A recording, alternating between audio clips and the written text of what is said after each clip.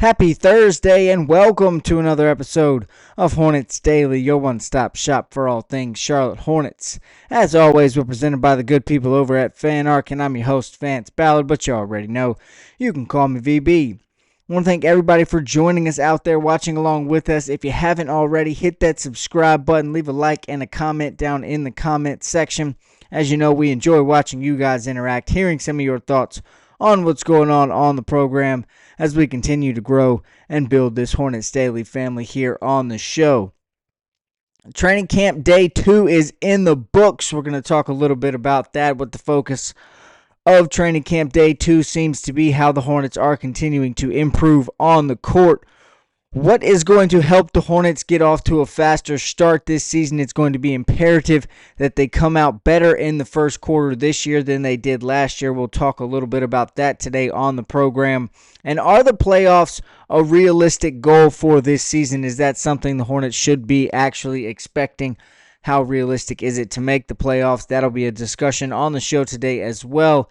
And can Miles Bridges take the next step and become a veteran leader on this Hornets team? One Hornets player seems to think he's already begun to do so.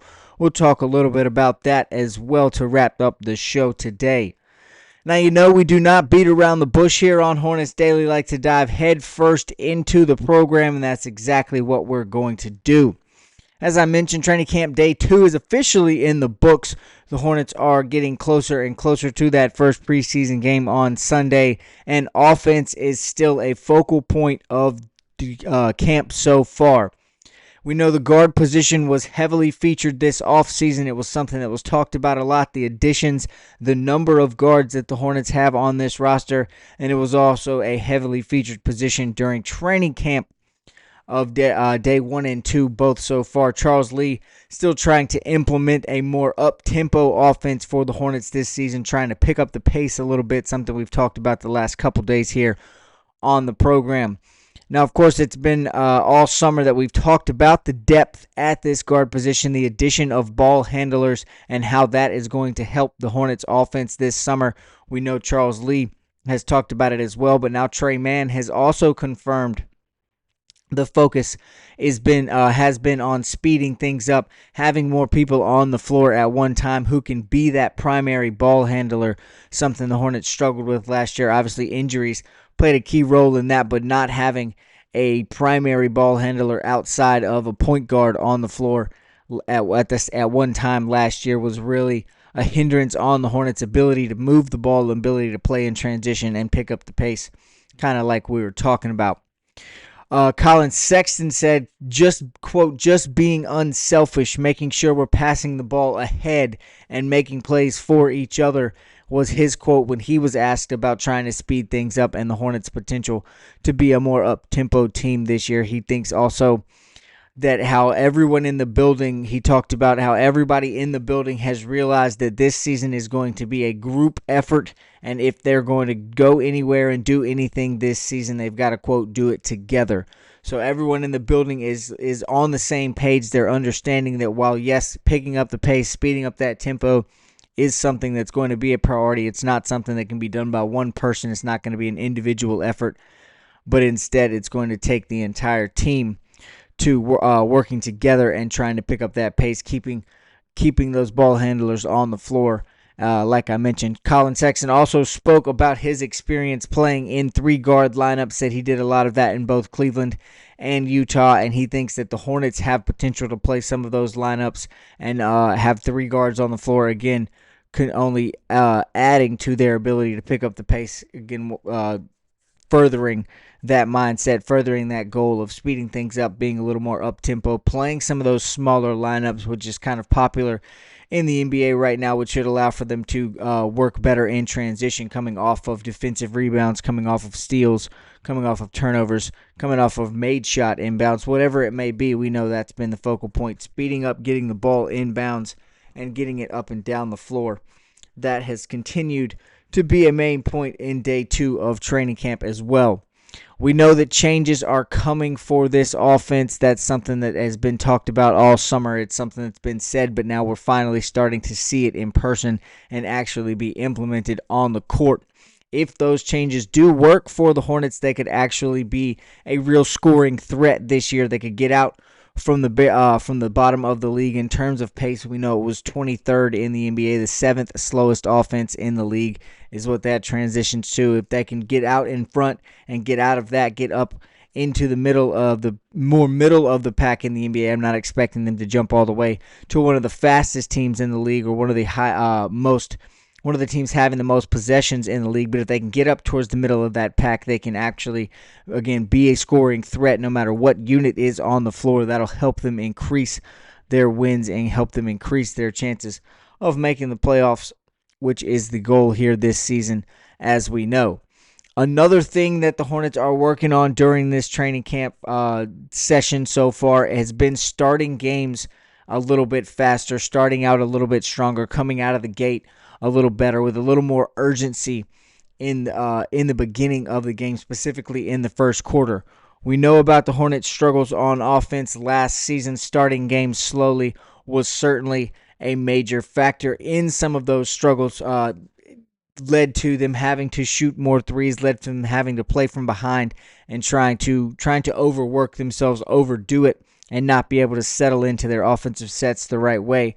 Now, the Hornets were behind in 59 games last season after the first quarter. They fell behind in 59 games and lost 50 of those 59 games. So it's starting from behind, getting out a little slow, not coming out of the gate the way they want to, was a big problem for the Hornets. They were unable to make those climbs, unable to fight back into a lot of those games, and that's something they're going to have to avoid. They've got to find a way to come out of the gate this season with a higher sense of urgency, and I think a lot of the additions that have been made, both the rookies and the offseason additions, the veterans that have been added, will play a big role in that. They'll be able to help that coming out of the gate, help add a little bit of urgency to this team, keep everybody's energy a little bit higher, is what's been brought into the Hornets so far this offseason. Health is also going to play a big factor in being able to speed up the game in the first part of the quarter, even in the first part of the game, in the first quarter, being able to come out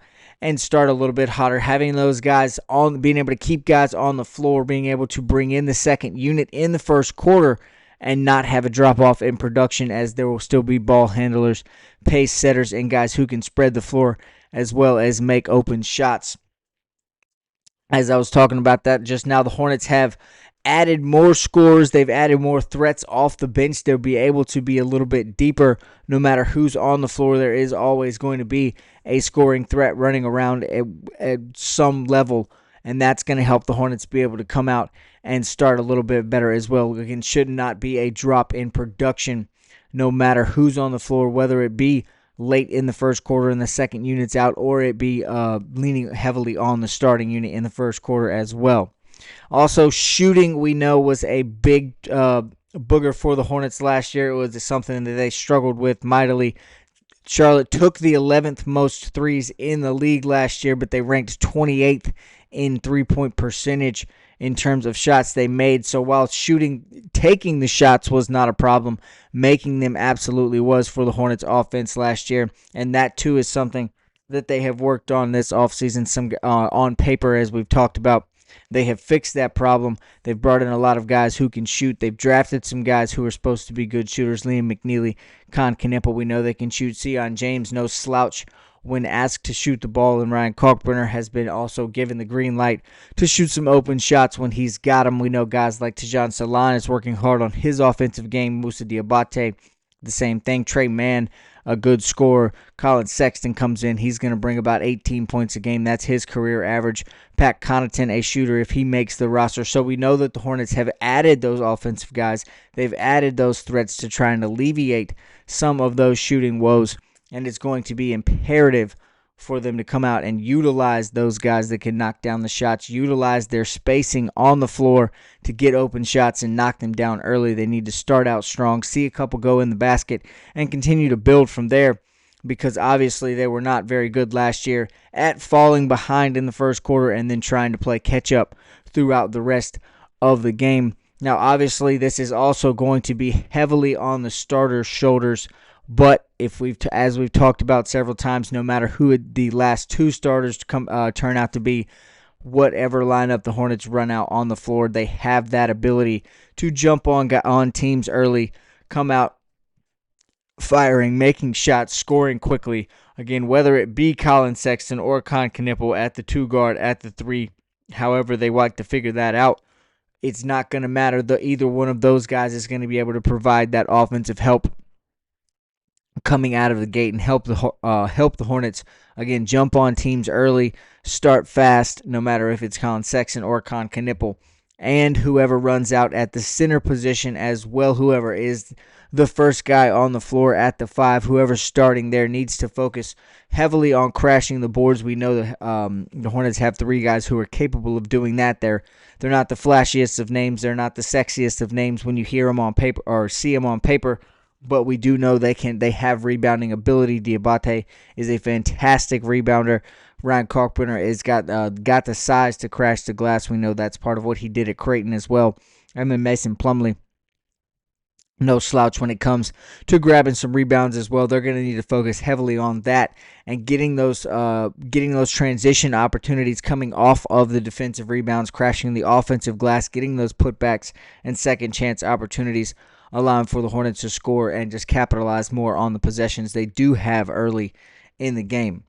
Now, the success of the Hornets will depend this season on several different factors. It's not just going to be a fix this one thing and the problems are solved, but it is going to be a crucial fix for them to come out better in the first quarter of games this season. Cannot afford to end 59 first quarters trailing again this year. It is just too much of an uphill battle throughout the other 3 quarters when you do start out trailing at the end of the first quarter and then moving into the second and third and fourth, trying to again climb that uphill battle, trying to fight and come back, forcing shots that may not be the best shots, and getting thrown off of your offensive game, trying to again work from behind. It's going to be imperative for the Hornets to focus on starting fast and getting themselves out of the gate a little bit better and having better first quarters leading to better second, third, and fourth quarters as well. Again, I think they have set their roster up the appropriate way to do that. It's now just going to be about Coach Charles Lee and the team coming together, getting that energy, and starting with that sense of urgency as they move through the beginning of games. Now, we're going to switch topics here a little bit. Can the Hornets make the playoffs? How realistic of an expectation is that for this season? It's something we've talked about a couple times already this summer. Obviously, the success this season is something that has been talked about quite a bit by everyone, but specifically making the playoffs, a question that has been posed quite a few times. But I felt like it was necessary to bring it back up just one more time before we get into the first on-the-court action on Sunday with the first preseason game tipping off. Can LaMelo Ball be the leader on this team? Can he take this rebuilt roster and take that next step and move them into a playoff spot? We know the shape of the Eastern Conference this year as well, so if there's ever been an opportunity to take that next step or make a move here in the East, it is right now. It is this season. And despite all of the criticism at the center position, though, I do think that the Hornets have built a roster that is more than capable of making some noise, more than capable of taking that next step in this depleted Eastern Conference and earning themselves at the very least a spot in the play-in tournament as they try to make the playoffs. But I do think there is a world where the Hornets earn themselves a playoff spot, avoiding the play-in tournament altogether. Now, this is also something we've talked about. This is no doubt the most talent around that LaMelo has had put around him since he has come to Charlotte and joined this roster. Can he take that next step as a leader, though, and bring the Hornets to the playoffs? I think the answer is 100% yes to that question. Based on what's been said about him, not from around the media, we know he's faced a lot of criticism this offseason and this summer, but based off what we've heard about LaMelo from just around the building, from around the Hornets organization, he seems to be a different guy this summer. We know he's been in the building working diligently on his body, trying to take the next steps to get bigger, to get stronger, to stay a little more healthy, to keep himself in better shape. We've heard from staff and other players that he's been doing the right things as a leader on this team. He's been in the film room with guys. He's been sitting down with the coaches, watching, studying, and he's been in the gym working on his defense. We know that's been a knock against LaMelo. We know he has not been the best, not been touted as the best defender throughout his career, not been touted as someone who really gives a lot of effort on that end of the floor. So seeing him before training camp, before the preseason actually kicks off, in the gym working on that end of the floor, trying to be the example for these young guys coming into Charlotte, that's nice to see. Again, that's a different side of LaMelo that I think he is that shows he's maturing and taking that next step towards being not only the superstar on the team, but being the one of the leaders that can help propel these young guys forward as well. We know about all of the criticism he's received this summer. Most recently, more specifically, he's been touted as someone who, quote, is not interested in winning. We know that was David Thorpe and his comments last week. But I disagree. You heard me say it when the comments first turned out. I disagree with those comments. It seems like LaMelo has tuned all of that negative focus, all of that criticism. He's been able to tune it out and is focused solely on winning. It seems he's actually doing the opposite of what David Thorpe has said, and he is, in fact, ready to take that next step and be the leader on this Hornets team that is dedicated to winning and getting them into the playoffs. Talent's never been the issue with LaMelo. We know that he's a top-tier guard in the league when he's healthy and at his best. Again, healthy has been the big asterisk there, but again, he's been doing the right things to alleviate that problem for this to be a healthy season for LaMelo as he looks to play get over that 60-game hump and play the lion's share, the predominant amount of games this season. It's been all the other things off the court, the antics, the one-legged shots, the inefficiency with on the offensive end of the floor. It's been all of those points that have been the major points of criticism for LaMelo, and I think that before November ends, I don't think it's going to take very long once this season starts.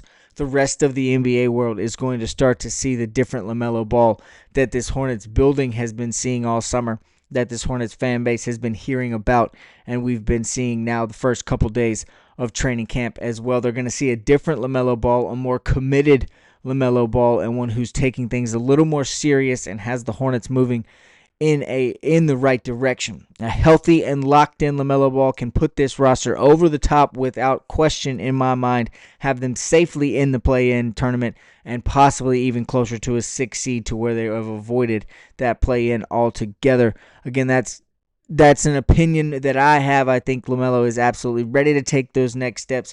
I'd love to hear what you guys think down in the chat, in the comment section. But that is just how I feel. I think LaMelo is ready. I do think the playoffs are a very realistic goal for the Hornets for this season. Now, speaking of some veterans on the team, we talked about LaMelo taking that step to become a veteran leader right there in that segment. But Tre Mann has said that there is a new veteran leader making his way in the Hornets locker room this season, and it might be someone a little bit different than you would expect. I know it was when I read Tre Mann's quote and when I read his thoughts, because in recent years, it's been very obvious to identify who the veteran leader on the Hornets team would be, who is the veteran that's kind of keeping everybody on the right path, keeping everybody locked in that locker room. Not necessarily the star on the court, but the older, more experienced guy who has been around, seen some things in the NBA. And again, for the last couple years, it's been obvious to point that out with the Hornets. Last year, it was Taj Gibson, maybe Seth Curry, but neither of those guys are here anymore, and someone has to step up and fill that role for the Hornets this year. So when Tre Mann sat down with the media, and Owen O'Connor at Sports Illustrated asked Mann who this year's veteran leader was going to be, who was he going to dub the quote-unquote unk in the locker room, Tre Mann's answer was Miles Bridges. Now, you might think, like I did, Mason Plumlee, Pat Connaughton, or even Spencer Dinwiddie would better fit that bill. They're a little more seasoned. They've been around a little longer in the NBA. But I also think I like this answer of Miles Bridges. I think it makes more sense because he has been a Hornet for longer than these guys. Well, yes, they're all older and again have been around more than Miles. They are recently joining the team. I know Mason is returning to the team, but he's still recently joining this version of the Hornets. Pat Connaughton, Spencer Dinwiddie, also new additions this offseason. So having a guy like Miles Bridges be considered that veteran leader makes a lot of sense. He's the longest tenured Hornet on the team, having been here since 2018 when he was drafted. He's also 27 years old, again, still very young, but to Trey Mann, that does, I'm sure, feel like a veteran. He is old enough to fit that description of the UNC role, of the veteran leader that we're talking about here. Miles is also one of the more vocal guys on the team, which is nice and something you would like to see from your veteran leader as well. Now, he does not fit one part of the description that I talked about. He is not just someone who sits on the end of the bench giving the rah-rah speeches, getting guys excited in the locker room, keeping them locked in for a Tuesday night game in February. That's not the role that Miles plays. He's obviously one of the key contributors on this Hornets team. He's one of the three guys we are pretty much guaranteed to see in the starting lineup if he is healthy. He is honestly one of the stars on this team, if you want to talk about it that way. He's not somebody who comes off the bench and plays the last 5-10 minutes of a blowout game getting garbage time minutes. He is a 20-point per game scorer, and having a guy like that become your veteran leader is even bigger for a team like the Hornets, in my opinion. Having a starter who can also fill the role of leadership for the young guys around him while showing them what it looks like to go out and score 20 points a night, to take that next step in your game when you know you have some things to work on, because Bridges himself has acknowledged that he needs to be better about shooting smart shots. He needs to be better about being a more efficient scorer on offense. He needs to do those things to help his team. He understands that he's taken a bit of a dip shooting percentage-wise and is trying to get back to his best year of 2021. So he's able to acknowledge those things as well, which is another sign he's ready to take that next step and become that veteran leader. So it's imperative. It's huge for the Hornets to have a starter, to have a star player, to have a guy who can give you 20 points a night and also be a leader to the young guys, be a leader to the future of this team as you try and go through a rebuild like the Hornets are currently doing. It's hard to put into words what it will do for this team if one of their star players is able to fill that role of veteran leader while also, again, providing 20 points a night. It's going to be extremely exciting to watch and see if Miles Bridges can take that next step with this Hornets team. Well, that's going to do it for today's show, folks. As always, thank you so much for watching, joining along with us. If you haven't already, don't forget, hit that subscribe button, leave a like and a comment down in the comment section. Let me know what you think about what's going on down at training camp so far, about what's going on the program. As always, thanks for watching. We'll see you tomorrow right here on Hornets Daily.